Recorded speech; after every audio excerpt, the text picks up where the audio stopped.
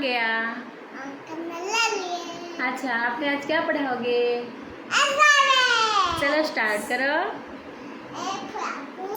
A for apple, B for ball, C for cat, D for dog, E for elephant, F for fish, G for grapes, H for horse,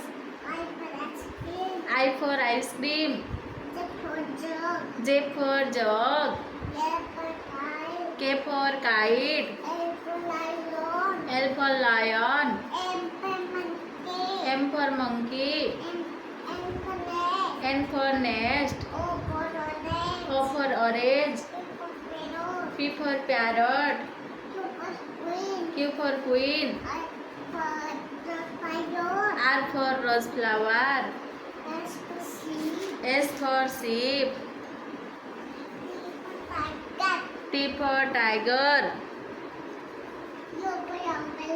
U for umbrella, V for van, W for क्या है बाबू? W for watch। नहीं बेटा, X पर क्या है? X for xylophone,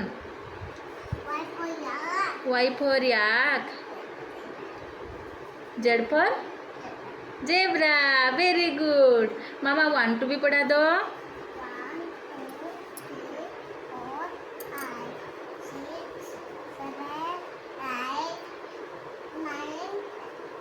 क्या है?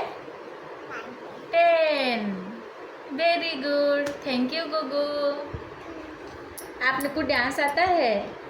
लकड़ी की कटी कर पाती हो?